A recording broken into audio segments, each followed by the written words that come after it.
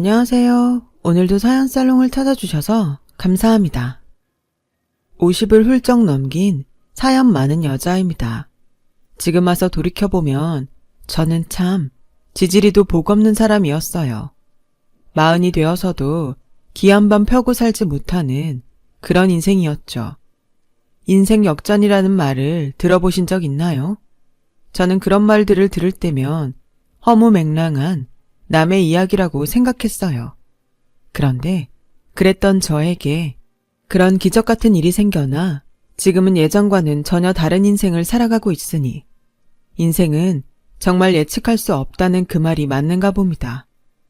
저는 평범하지만 엄청 보수적인 집안의 장녀로 태어났어요. 그래서 저는 태어난 순간부터 사내가 아닌 계집이라고 환영받지 못했고 엄마 역시 아들이 아닌 딸을 낳아 죄인이 되었다며 저를 미워만 하셨는데 다음 해에 연년생으로 남동생이 태어난 후부터는 본격적인 차별을 받으며 자랐어요. 생각해보면 제일 가슴 아픈 건 그 어린 것이 그게 차별인지도 모르고 당연하게 받아들인 수많은 대우들이었는데요. 저는 항상 좋은 건 모두 동생에게 양보해야 했어요. 입는 것, 먹는 것, 잠자는 이불까지도요. 추운 겨울, 동생은 언제나 폭신하고 구름 같은 소미불에서 잠을 자는데 저는 그저 겹겹이 이불을 포개서 그 무게를 견디며 잠을 자야 했어요. 그리고 동생은 당연히 인문계 고등학교에 진학할 예정이었는데 저는 실업계 고등학교 진학도 언감생심 꿈도 꾸지 못했으니 저도 서운하다 못해 집을 싫어하게 되었죠. 그래도 학교는 정말 가고 싶었어요.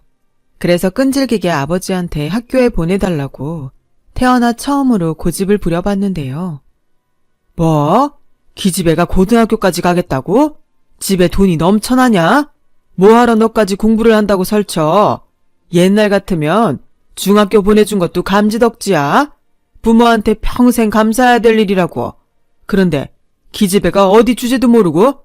넌 그냥 조용히 돈이나 벌어서 그동안 네가 입고 먹은 거나 갚고 시집이나 가. 알겠어? 어떻게 자식에게 부모가 그런 소리를 할 수 있는지. 막말로 제가 태어나고 싶어서 태어난 것도 아닌데 뭘 그리 잘 먹고 잘 입었다고 그걸 갚으라고 하는 건지. 저는 억울했지만 달리 뾰족한 수가 없어 결국 고등학교 진학을 포기해야 했어요. 그리고 아버지의 등살에 17 나이로 방직 공장에 취직을 했고 낮에는 공장에서 일을, 밤에는 가족들 몰래 공부를 했죠.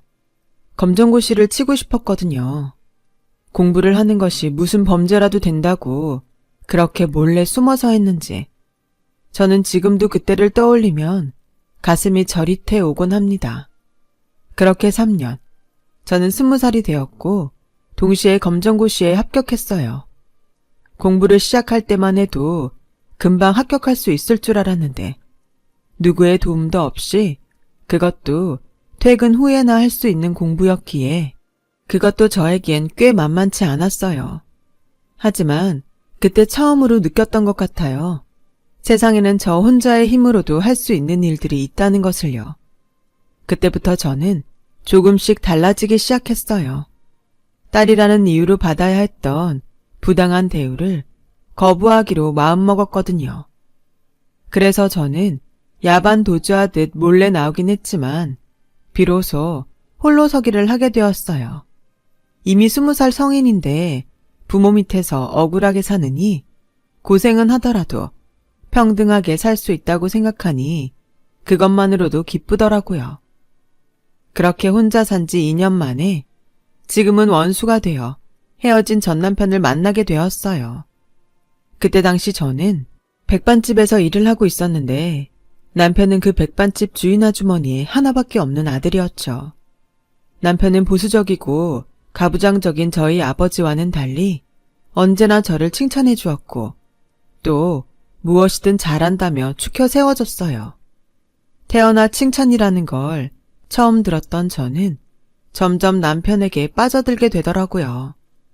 당시 군대에서 막 제대를 하고 복학 준비를 하던 남편은 저에게 자신의 여자친구가 되어달라고 했어요. 물론 주인 아주머니 몰래요. 돌이켜보면 몰래 하는 연애가 솔직히 좀 재미가 있었어요. 애틋한 마음도 더 생겼던 것 같고요. 그래서 남편과 만난 지 1년도 되지 않았는데 저희는 겁도 없이 혼인신고를 먼저 하고 제가 살던 단칸방에서 함께 지내게 되었는데 뒤늦게 이 모든 사실을 안 주인 아주머니가, 그러니까 저희 시어머니가 그야말로 난리를 치셨어요. 오갈 데 없는 거 불쌍해서 일하게 해줬더니 감히 내 아들을 꼬셔? 야, 네 눈엔 내가 만만해 보이냐? 혼인신고 먼저 하면 내가 널 며느리로 순순히 받아줄 것 같아. 꿈깨. 어디서 고아 같은 게 굴러들어와서 은혜도 모르고 남의 귀한 아들을 탐내? 너 당장 내 아들 옆에서 떨어져. 그동안 네가 일한 건 네가 사고친 값으로 생각하고 받을 생각도 하지 말고. 알겠어? 집을 나오면 억울한 일은 없을 거라고 생각했는데 시어머니의 일방적인 말을 듣고 있으니 내가 왜 혼자 이 모든 일을 책임져야 하나 억울했어요. 그래서 저 오빠 꼬신 적 없어요. 꼬셨다면 오빠가 먼저고요. 저희 둘 서로 좋아해서 함께 있기로 한 거예요. 뭐야? 서로 좋아해? 웃기고 자빠졌네. 내 아들이 대학생이야. 학교만 가도 너보다 이쁘고 잘난 애들이 얼마나 많은데 내 아들이 뭐가 아쉬워서 너 같은 걸 좋아해. 너 아무래도 정신을 덜 차린 것 같은데 오늘 내가 어떤 사람인지 똑똑히 보여줄게. 그렇게 팔을 걷어붙인 시어머니는 정말로 자기가 어떤 사람인지 저에게 톡톡히 보여줬어요. 얼마 없는 살림살이였지만 그것들을 혼자, 그것도 맨손으로 몽땅 부셔버리는데 저런 사람이구나 확실히 알겠더라고요. 하지만 저는 물러날 수 없었어요. 남편을 사랑하는 이유도 있었지만 그보다 더 큰 이유가 제 뱃속에서 자라나고 있었거든요. 그래서 이 사실을 이야기하려는 그 순간 어디서 듣고 왔는지 남편이 허겁지겁 집으로 달려와 이미 이성의 끈을 놓은 자신의 어머니를 말렸어요. 엄마, 이러지 마. 내가 잘못했어. 엄마한테 진작 말을 해야 했는데 내 잘못이야. 그러니까 그만해. 뭐야? 너 말 잘했다. 네가 뭐가 아쉬워서 쟤 같은 거랑 이러고 살아? 어? 내가 고작 쟤 같은 며느리 보려고 그 고생을 하면서 널 키운 줄 알아? 또 그러신다. 내가 말했지. 엄마 인생 나한테 다 걸지 말라고. 경선이 착하고 좋은 사람이야. 엄마는 착한 며느리보다 지 잘난 맛에 잘난 척하는 며느리 눈치 보며 살고 싶어? 난 엄마 말대로 잘난 거 없어도 착한 저 사람이 좋아. 그리고 우리 이미 혼인신고도 끝났고 내년엔 아이도 태어나. 엄마 이미 늦었어. 뭐? 애가 태어난다고? 정말이야? 아니 진짜 저게 사람을 작정하고 엿을 먹이네. 야, 네가 기어이 내 아들 발목을 잡았냐? 너 그게 정말로 우리 아들 씨 맞아? 네, 믿기 싫으시겠지만 맞아요. 아무리 저를 무시하고 함부로 하셔도 이 아이 아버지는 저 사람이 맞아요. 그 후 기운이 넘치던 시어머니는 그 자리에서 뒷목을 잡고 주저앉으셨어요. 물론 그 뒤에도 계속 제 아이의 아버지가 당신 아들이 아닐 거라고 부정하셨지만 자기 아들이 맞다고 하는데 어쩔 도리가 있나요? 그렇게 저는 환영받지 못하는 결혼 생활을 시작했어요. 남편은 돈 좀 벌면 결혼식을 올려주겠다고 했지만 남편이 아직 직장도 없는 학생이고 저는 이미 부모와 연을 끊고 살고 있으니 굳이 결혼식을 올리고 싶다는 생각은 없었죠. 그래서 괜찮다고 지금도 충분히 행복하다고 말을 했는데 그 말은 진짜이기도 하는 동시에 거짓말이기도 했어요. 시어머니에게 간신히 결혼을 허락하는 대신에 저는 시어머니가 살고 있는 집에 들어와서 살라는 말을 들었고 그 뒤로는 임신한 몸인 걸 뻔히 아시면서도 그보다 더 심하게 가게 일과 집안일을 시키셨어요. 뻑하면 잘난 내 아들 꼬셔간 주제에 이까짓 게 힘들어? 라는 말을 하시면서요. 그렇다 보니 저는 몸도 마음도 힘든 시간을 보내야 했고 왜 나는 뭐 하나 쉬운 게 없을까? 혼자 몰래 눈물을 흘린 적도 많았지만 언제나 제 손을 잡아주는 남편이 있기에 참을 수 있었어요. 그렇게 5년 넘게 살았어요. 아이 키우랴 집과 가게에서 시어머니 눈치 보랴. 제 꽃다운 시절을 다 흘려보내고 있었는데 시어머니가 사기를 당하는 통에 집이랑 가게를 모두 날리는 일이 벌어졌어요. 아우, 나는 이제 어떡하라고. 이 망할 것들. 사기칠 사람이 없어서 없는 사람 등에 칼을 꽂아? 아유. 엄마, 그러게. 나한테 미리 상의라도 하지. 이게 뭐야. 당장 갈 곳도 없는데 어떡해? 여보, 그만해. 어머니도 일부러 그러신 거 아니잖아. 내가 많지는 않지만 모은 거 조금 있으니까 어디 가서 방 하나는 얻을 수 있을 거야. 이미 엎질러진 물, 어머니 힘들게 하지 마. 생 쇼를 하고 자빠졌네. 네가 그럼 내가 고마워할 줄 아냐? 어디서 내 아들한테 뭐라고 해? 이게 다 너 때문이야. 집안에 사람이 잘 들어와야 하는데 너 같은 게 들어와선 생전 안 당하던 사기를 당한 거라고. 알아? 그러니까 네가 책임져. 그 순간 화를 내야 하는데 한숨이 나왔어요. 저렇게 나올 줄 알았다면 가만히 있을걸. 후회만 들더라고요. 하지만 애도 어린데 이제 와서 싫다고 할 수 없으니 제가 모은 돈으로 반지하에 방 2개짜리 빌라 월세를 얻어 들어갔고 시어머니는 알아눕고 남편은 돈을 더 벌겠다고 낮에는 회사에 밤에는 아르바이트를 했어요. 저도 집에서 부업을 했고요. 그렇게 10년 넘게 고생을 했어요. 그러는 사이 저와 남편은 먹고 사는 게 우선이라 돈에 집착하게 되었고 영원할 것 같았던 남편의 사랑도 없어진 지 오래였죠. 하지만 남들도 다 그렇게 산다고 생각한 저는 딸아이만 잘 키울 수 있다면 모든 게 다 괜찮다고 생각했어요. 제가 워낙 딸이어서 받은 서름이 크다 보니 딸아이에게는 제가 겪은 일들을 하나도 겪게 하고 싶지 않았고 그래서 딸아이가 하고 싶다고 하면 악착같이 굶는 한이 있어도 해주려고 노력했는데 시어머니는 그런 제 모습도 꼴보기 싫다고 하셨어요. 뭔 돈이 남아둔다고? 쓸데없이 기집애한테 공을 들여. 그럴 돈 있으면 애비 보약이라도 한 대 지어 먹여. 밖에서 돈 버느라 가진 고생을 하는데 네 눈에 네 새끼만 보이냐? 이럴 때 빵빵한 처가라도 있어봐. 내 아들이 저런 고생을 하겠어? 어머니 아들, 어머니가 사기당하는 바람에 고생하는 거잖아요. 벌써 잊으셨어요? 그리고 유정이가 남도 아니고 어머니 손녀인데 너무 그러지 마세요. 뭐야? 너 지금 나 때문에 내 아들이 고생한다고 했냐? 이게 아주 요즘 시엠이 무서운 줄 모르고? 오냐? 오늘 한번 날 잡자. 시어머니는 그렇게 말하고 용케 감나가는 것만 빼고 또 세간 살림을 부수기 시작하셨어요. 저는 딸아이와 밖으로 나갔고 집안에서 살림이 깨지고 부서지는 소리를 들으며 한숨을 쉬어야 했죠. 그렇게 한바탕 체력을 쓰신 시어머니는 이젠 온몸이 아프다고 자리에 알아 누우셨고 언제나 제 편을 들어줬던 예전의 남편은 어른 비위 하나 맞추지 못하냐며 저를 못마땅하게 보는데 제가 잘못한 것이 없는데 뭐라고 하니 그때부터는 부부 사이도 많이 멀어지기 시작했어요. 하지만 서로 잘 살겠다는 그 마음 하나는 있었으니 그 힘든 시간에도 억척을 떨며 살았더니 딸아이가 고등학교에 들어갈 즈음엔 10층에 있는 30평대 아파트를 하나 장만해 들어갈 수 있게 되었어요. 이삿날 유독 기분이 좋으셨던 시어머니는 이렇게 말을 하시더군요. 내 아들 덕에 오만 네가 호강한다. 안 그러니? 너 같은 게 어떻게 이런 아파트에 살아보니?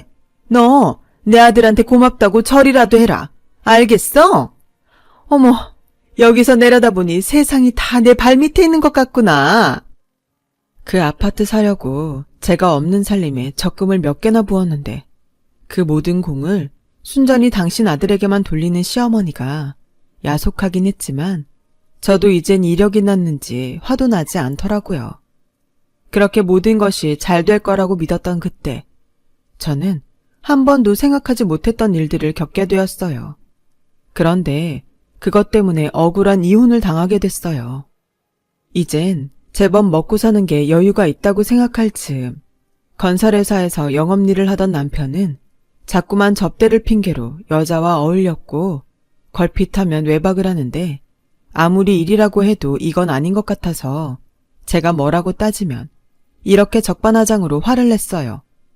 야, 내가 밖에서 노냐? 접대도 일이야? 아니, 접대하는데 여자 있는 데 가지 남자 있는 데 가냐? 이렇게 생각이 없어. 그리고 너, 그 옷들 도대체 어디서 주워서 입냐? 거울 좀 봐. 지금 그 꼴을 하고 꼴의 와이프라고 잔소리를 하는 거야?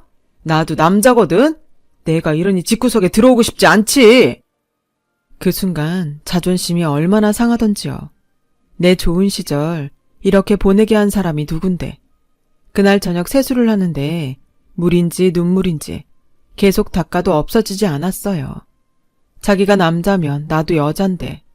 그러다 또 한 번은 술을 진탕 먹고 들어와서는 중요한 계약 서류를 놓고 갔다며 아침에 전화가 왔고 당장 10분 안에 계약서가 든 봉투를 가지고 회사로 오라고 소리를 치는데 어찌나 급하게 말하는지 겉옷도 챙겨 입지 못하고 겨우 지갑만 들고 서류를 챙겨 평소에 타지도 않는 택시를 잡아 탔어요. 그렇게 남편 회사에 도착해 헐레벌떡 남편에게 연락을 했는데 제 꼴이 창피했는지 인상을 잔뜩 구기고 다가오는 남편에게 누군가 아는 체를 했어요. 정 과장, 여기서 뭐해?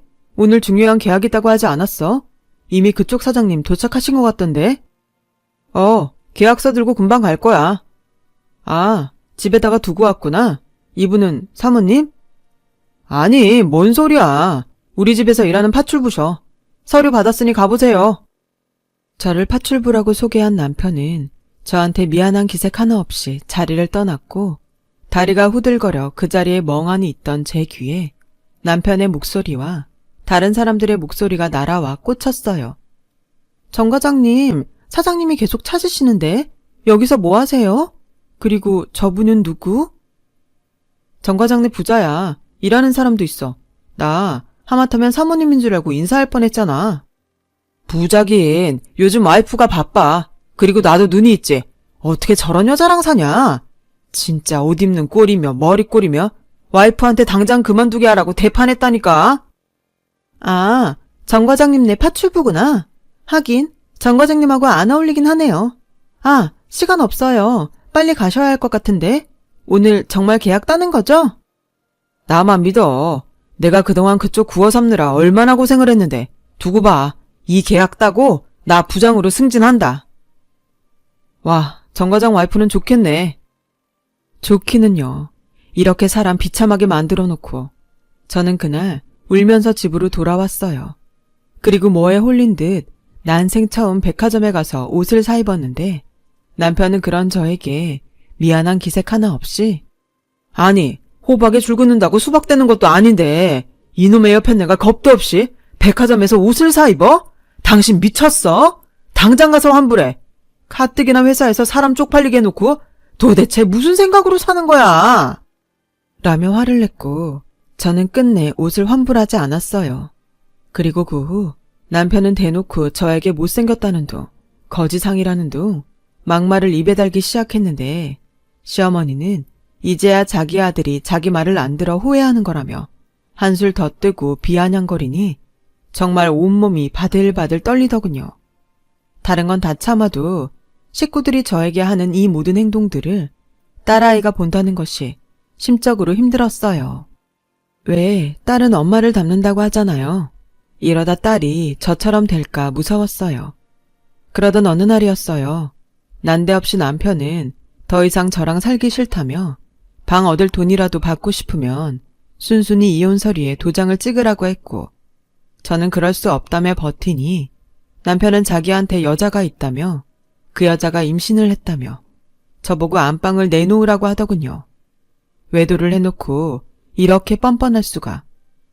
저는 두 집 살림을 하든지 말든지 절대 물러나지 않겠다고 했어요. 이 아파트 마련하려고 제가 고생한 게 얼만데 순순히 다른 여자에게 내어줄 순 없었으니까요. 그런데 시어머니는 아들도 못 낳은 주제에 욕심만 많아서 자기 아들 앞을 막는다며 제 옷과 제 물건을 쓰레기통에 담아 밖으로 던졌고 이 모습을 학교 갔다가 그대로 본 딸이 울면서 이렇게 말하더군요. 엄마, 그러지 말고 그냥 이혼해. 엄마가 왜 이런 꼴을 당해? 바람난 아빠나 몰상식한 할머니, 그냥 엄마가 버리면 되잖아. 참을 걸 참아야지. 난 정말 엄마가 이러는 거 싫어. 뭐? 몰상식한 할머니? 자식 교육 아주 잘 시킨다. 너 그 버르장머리 어디서 배웠어? 네 엄마가 나 없을 때 그렇게 말하던? 할머니는 할머니 자신을 몰라요? 지금도 그래. 바람난 아빠를 탓해야지. 그 여자가 임신했다고 하니까 엄마 보고 나가라고요? 왜? 아들일까봐? 그래 이년아. 우리 집태 네가 일 것도 아니잖아. 애당초 네 엄마 같은 사람이 네 아빠를 탐내서 일이 이 지경이 된 거야. 알겠어요. 그만해요. 저도 이제는 못 참겠네요. 이혼하면 되잖아요. 대신 당신들 원하는 대로 해줄 테니 내 요구사항도 들어줘요. 이 집 내가 어떻게 마련한지 어머니는 몰라도 당신은 알지? 다 달라고는 안 할 테니 이 집값의 절반, 그리고 매달 우리 딸 양육비는 내놔. 그럼 이혼해 줄게. 뭐라고? 참, 순진한 줄 알았더니 네가 욕심이 많구나. 그럼 법으로 하든가. 바람 펴놓고 이혼 도장 찍으라고 하는 당신이 맞나 내가 맞나. 어디 해봐. 그러는 사이에 그 여자 배는 점점 불러오겠네. 얘 겁먹을 거 없다. 그냥 내쫓아. 그리고 지 엄마 편만 듣는 저 딸년도 같이 내보내. 새 식구 맞는데 저런 것들 빨리 치워야지. 그러기만 해 아빠. 나도 절대 가만 안 있어. 아빠 회사 찾아가서 아빠가 어떤 사람인지 다 떠들 거야. 저 망할 것. 여태 누구 돈으로 먹고 공부했는데? 어머니, 유정이한테 막말하지 마세요. 어머니 돈으로 먹은 것도 공부한 것도 없으니까요. 당신이 선택해. 당신이 떳떳하면 어디 한번 해보자고. 나야 이혼 도장 안 찍어주면 그만이야. 참, 그때 또 한 번 배웠어요. 사람이 내지를 때는 내질러야 한다는 것을요. 남편은 무슨 자신감인지 제가 순순히 도장을 찍어줄 거라고 생각했는지 적지 않게 당황한 눈치였어요. 물론 아닌 척 연기를 했지만 같이 산 세월이 얼만가요. 그 정도는 저도 알 수 있었죠. 그리고 하루 만에 남편은 제가 원하는 대로 하겠다며 이혼을 하자고 했어요. 저는 돈을 주기 전에는 도장을 찍지 않겠다고 했고 어디서 돈을 빌렸는지 아님 그 여자가 줬는지 그날 저녁에 제 계좌에 돈을 입금해 주더군요. 그렇게 저는 이혼을 했어요. 뭐 좋았던 부부라고 마음이 헛헛한지. 저는 한동안 이혼 후유증에 힘든 시간을 보냈고 그래도 입시를 앞둔 딸아이를 위해 일을 해야 했는데 경력이 단절된 저한테 허락된 일자리는 많지 않았어요. 그러다 눈에 띈 파출부 구합니다.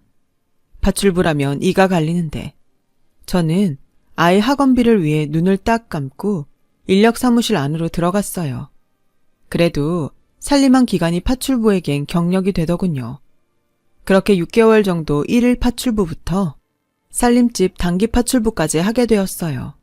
워낙 손이 빠르고 깨끗한 걸 좋아해서 다행히 인정을 받게 되었고 그러는 사이 사무실 사장님에게 특별한 제안을 받게 되었어요. 저기 원래 초짜한테는 이런 제안 안 하는데 워낙 여사님이 일을 똑부러지게 잘하셔서 말씀드려요. 저희 고객 중에 엄청 까다로우신 분이 계세요. 혼자 지내시는 분인데 일주일에 3번 청소랑 밑반찬 정도 해주시면 돼요. 지금까지 20명도 넘게 사람을 보냈는데 다 싫다고 하셔서 여사님에게 부탁드려요. 만약 고정으로 가시게 되면 지금 받는 일당에서 3배 드릴게요. 3배라니. 저는 귀가 팔랑거렸어요. 애들 아빠가 양육비를 보내고 있지만 솔직히 언제까지 받을 수 있는지 불안했고 또 곧 있으면 딸아이가 수능을 보는데 대학 등록금도 마련해야 했거든요. 그래서 무조건 알겠다고 최선을 다하겠다고 했어요. 하지만 막상 그 집에 도착하니 차라리 치울 것이 많으면 걱정을 하지 않을 텐데 무슨 호텔처럼 이미 완벽한 그 집에 저더러 어쩌라는 건지 난감하고 슬슬 걱정이 되기 시작했어요. 일당이 3배나 되는데 할 일이 없다니. 저는 그때부터는 없는 일을 일부러 만들어가며 청소를 했어요. 커튼도 떼다 빨고 침대 시트도 빨고 냉장고 청소도 하고요. 하지만 손이 빨라 일은 금방 끝났고 저는 시장에서 장을 봐서 음식을 만들기 시작했어요. 입맛이 어떤지도 모르는데 간을 어떻게 봐야 할지 처음부터 끝까지 쉬운 게 하나도 없더군요. 그래서 평소 엄마 음식이라면 뭐든 맛있다고 말해주는 딸을 생각하며 반찬도 만들고 국도 미리 끓여서 냉동실에 착착 넣어놨어요. 그리고 돌아가려는 그 찰나.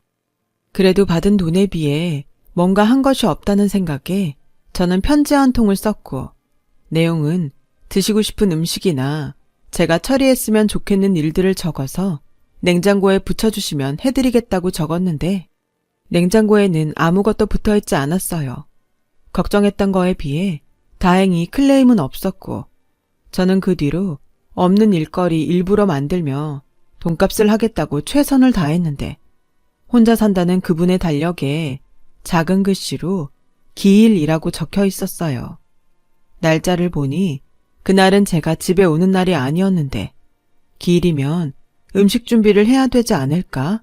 혼자 고민을 했고 고민 끝에 전날 음식장만을 해놓고 가자는 생각이 들었어요. 모처럼 할 일이 많으니 어찌나 바쁘고 즐겁던지 시간 가는 줄도 모르고 음식을 하고 있는데 남자 고객님이 들어오시더라고요. 아, 죄송합니다. 제가 음식하느라 시간 가는 줄을 몰랐어요. 얼른 마무리하고 가겠습니다. 아, 식사는 하셨나요? 제가 좀 차려드릴까요? 아니, 됐습니다. 그나저나 무슨 음식을 그렇게 많이 하세요? 아, 내일이 기일이라고 적혀 있어서. 그때 보였어요. 남자분이 기일 준비를 할 생각이었는지 장을 한가득 봐왔더라고요. 저는 순간 내가 실수했나? 하는 생각이 들었고 어째야 할지 머리를 마구 돌리고 있었는데 다행인지 불행인지 고객은 아무 말도 하지 않고 어서 정리하고 돌아가라며 방으로 들어갔어요. 저는 그 후 이대로 잘렸을 것 같다는 예감에 덜컥 돈 걱정부터 들었는데 아무 얘기가 없길래 출근을 해보니 냉장고에 떡하니 음식 고마웠습니다. 라는 메모가 붙어 있었어요. 그 메모를 보는 순간 어찌나 기분이 좋던지 그 후로 저는 신이 나서 청소와 음식을 했고 내가 원래 살림을 좋아했던 여자라는 걸 새삼 깨달았어요. 그러다 또 다른 날 출근을 했는데 음식 양이 너무 많습니다. 줄여주세요. 라고 적혀 있었고 그 후로 저와 고객은 냉장고를 매개로 짧게나마 이야기를 주고받게 되었어요. 오늘은 된장찌개가 아주 맛있게 됐어요. 데워서 따뜻하게 드세요. 감사합니다. 정말 맛있게 먹었어요. 오늘 밖에서 화분을 팔더라고요. 제 마음대로 화분을 들여놓았는데 싫으시면 치우겠습니다. 화분이 있으니 집 분위기가 밝아졌네요. 고맙습니다. 잘 키울 자신은 없어요. 화분도 잘 키워주실 거죠? 이런 식으로요. 그렇게 6개월 정도가 흘렀나 봐요. 저는 언제부터인가 일하러 가는 날이 기다려졌고 가서 뭘 만들지 뭘 할지 고민하며 혼자 웃는 날이 많아졌는데 그런 제 모습을 본 딸이 엄마 혹시 연애해? 얼굴이 활짝 폈네? 라고 하는 거 있죠. 어찌나 황당한지 저는 손살에 치며 아니라고 말은 했지만 이런 마음이 당최 뭔지 모르긴 했어요. 그리고 어느 날 출근을 했는데 감기에 걸리셨는지 그날은 고객께서 집에 계셨고 저에겐 오늘은 그냥 돌아가도 된다고 하시는데 아픈 사람을 그냥 두고 가기가 영 마음에 쓰이더라고요. 그래서 근처 약국에 가서 약을 사오고 전복죽도 한 냄비 가득 끓여놓고 냉장고에 죽이랑 약 꼭 드시라고 메모를 붙여놨는데 그 다음 날 저에게 고맙다며 화장품 세트가 담긴 쇼핑백이 냉장고 앞에 있었어요. 저는 이런 걸 함부로 받으면 안 될 것 같아 그날은 일부러 저녁상을 다 차려놓고 고객님을 기다렸는데 당연히 퇴근했을 거라고 생각한 제가 아직 가지 않고 있으니 많이 놀란 듯 고객은 당황한 모습으로 서 있더군요. 그래서 아니 이런 거 받으면 안 돼서요.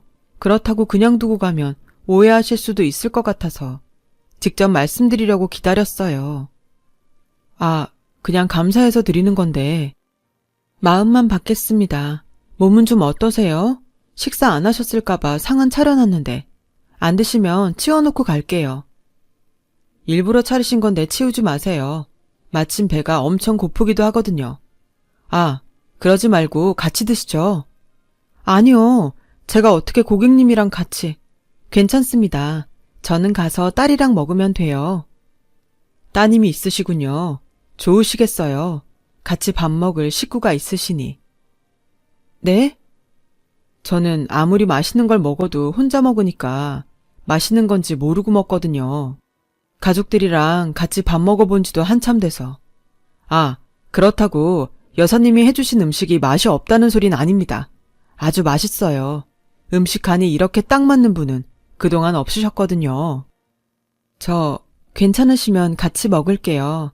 가족은 아니지만 역시 식사는 혼자보다는 같이 먹는 게 맛있죠.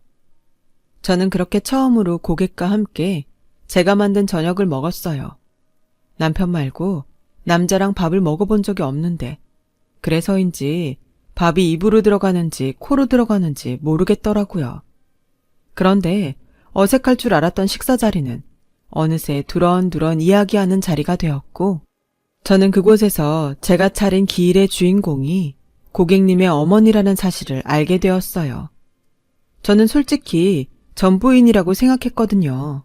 그래서 손수 음식을 다 장만하려 장을 봤구나 하며 누구랑 정말 다른 사람이다 라고 생각했었는데 알고 보니 고객은 결혼한 적 없는 싱글이었어요.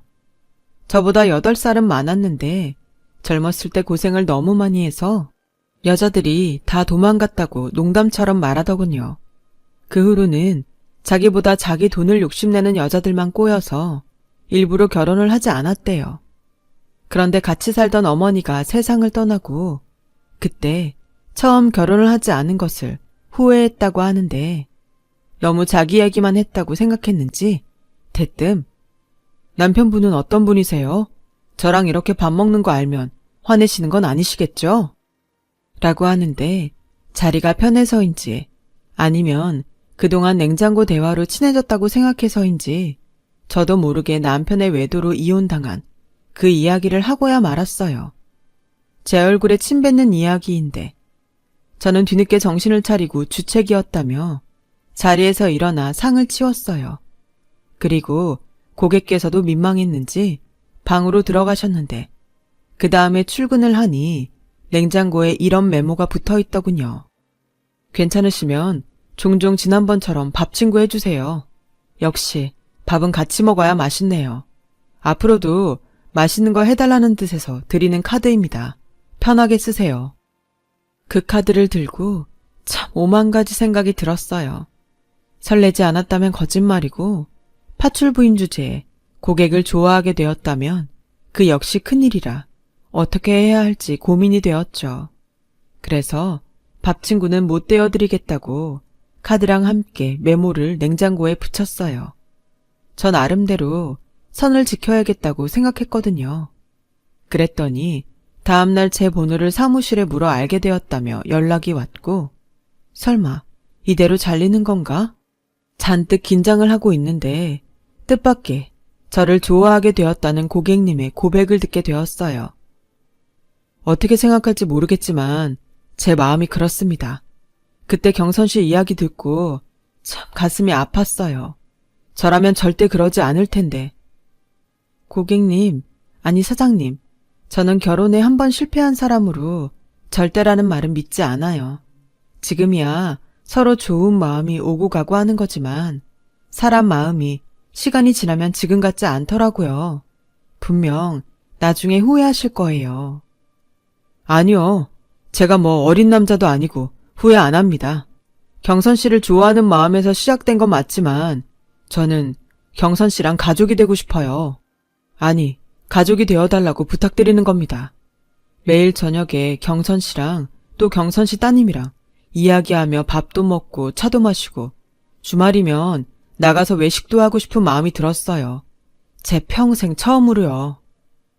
저도 마음에 그 사람을 담아서일까요? 머리로는 또다시 상처받기 싫다고 거절하자 싶은데 마음이 도통 말을 듣지 않더라고요. 그래서 기어이 딸과 함께 그 사람을 만나게 되었어요. 그런데 딸은 뭐가 그렇게 마음에 들었는지 한번 사는 인생 자기 아빠 같은 사람 말고 저 좋다는 사람 만나서 사랑받고 살라고 하는데 눈물이 나더라고요. 그래서 이게 맞는 건지 모르겠지만 재혼을 하기로 했어요.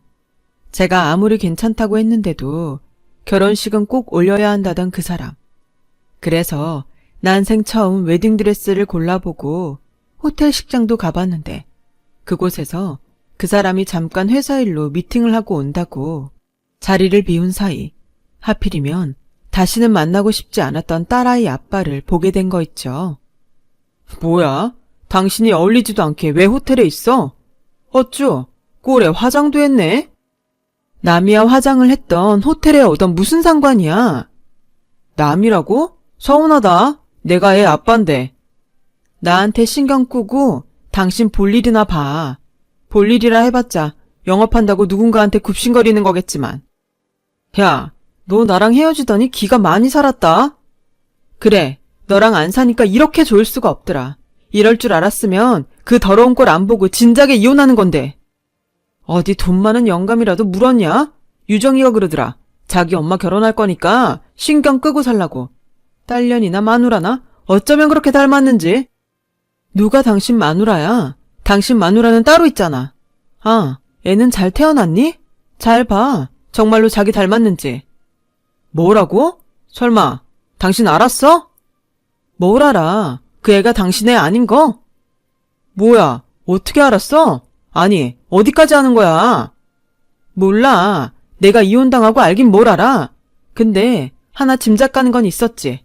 나라고 아들 낳고 싶지 않았을까? 근데 우리 애 더 이상 안 생겼잖아. 당신 어머니는 내가 문제라고 하도 그러셔서 검사 받으러 간 적 있어. 근데 나는 아무 문제 없더라. 그럼 뭘까? 그래도 당신이 검사 받은 건 아니니까 설마 했지. 그래서 또 자기 애 아니라고 이혼이라도 했어? 그때였어요. 미팅 자리를 마친 그 사람이 제가 있는 쪽으로 다가왔고 딸아이 아빠의 얼굴은 한순간 일그러졌어요. 아니, 어쩔 줄 몰라 했다는 표현이 맞겠네요. 사장님, 정 부장, 안 들어오고 여기서 뭐 했어요? 난 안 오는 줄 알고 얘기 끝냈는데. 근데 내 와이프랑 아는 사이인가? 둘이 같이 있네. 저기 제가 나중에 따로 얘기할게요. 그래요. 당신 편한 대로 해요. 그리고 정 부장, 이번 계약은 미안하게 됐어요. 우리랑은 영 방향이 맞지 않네. 아니, 그러지 마시고 사장님, 저희가 다 맞추겠습니다. 단가든 뭐든 다 맞출 테니 제발 계약만 해주십시오. 네? 부탁드립니다. 저 이 계약 못 따면 입장이 아주 곤란합니다. 단가를 맞추면 다른 곳 계산이 이상해질 텐데. 정 부장 입장 곤란한 건 나랑 상관없는 얘기고 난 깨끗한 사람이 좋아요. 내 스타일 알면서 그래요. 그리고 하나 더 알려주자면 난 내 식구 건드리면 그땐 더 가만 안 있어요. 그러니까 말귀 잘 알아듣고 다신 이 사람 앞에 얼쩡거리지 말았으면 좋겠네요. 이건 경고입니다. 그 사람은 그렇게 경고하듯 말하고 제 손을 잡고 호텔을 나갔어요. 나중에 어떻게 알았냐고 물으니 유정이한테 딱 한 번 애 아빠 사진을 본 적이 있다고 하더군요. 이놈의 기집애 언제 그런 사진을 보여줬는지. 아무튼 그날 이후로 저는 지금의 남편과 결혼식을 올렸어요. 그리고 딸아이와 함께 남편의 집으로 들어와 살게 되었고 전 남편은 남의 손에 딸을 맡길 수 없다며 딸아이를 자기한테 보내라고 했지만 이제 막 성인이 된 딸이기에 딸 스스로 자기한테 아빠는 지금의 아빠뿐이라며 선을 그었다고 하더군요. 졸지의 홀어머니를 혼자 모시게 된 전 남편을 생각하면 지금도 얼마나 고소한지 몰라요. 그러게 있을 때 잘하지. 이제 와서 후회한들 무슨 소용이 있겠어요. 그러거나 말거나 저는 현재의 남편의 사랑을 듬뿍 받으며 아주 행복하게 살고 있답니다. 딸아이도 하고 싶은 공부 계속하고 싶다고 유학을 갔는데 남편이 딸에게 하고 싶은 거 아빠 믿고 다 하라며 등을 밀어줬어요. 어찌나 고맙고 미안한지 그런 마음에 매일매일 남편에게 정성을 다하고 있습니다. 제가 남편에게 잘하니 남편도 저한테 언제나 잘해줘요. 여태 스스로 박복하다고 생각하며 살았는데 뒤늦게 복이 터지려고 그동안 그랬나 싶을 정도로 지금은 너무나도 행복합니다. 그래서 지금 감히 말할 수 있어요. 저는 뒤늦게 복이 터지려고 그동안 그랬나 싶을 정도로 지금은 너무나도 행복합니다. 그래서 지금은 감히 말할 수 있어요. 저는 복이 아주 많은 사람이라고요. 그리고 제 마지막 바람이 있다면 뒤늦게 만난 이 사람과 변하지 않고 지금처럼 건강하게 할머니, 할아버지가 되는 것입니다. 부디 저희 이 바람이 이루어지길 간절히 소망하며 기구했지만 지금은 너무 행복한 제 이야기를 마칠게요. 지금까지 제 사연을 읽어주시고 들어주셔서 감사합니다. 항상 건강하시고 바라는 일 모두 이루시길 진심으로 바라겠습니다. 여러분, 사연 댓글에 응원과 현명한 조언 부탁드려요. 좋아요와 구독은 저에게 큰 힘이 됩니다. 오늘도 좋은 일 가득하세요.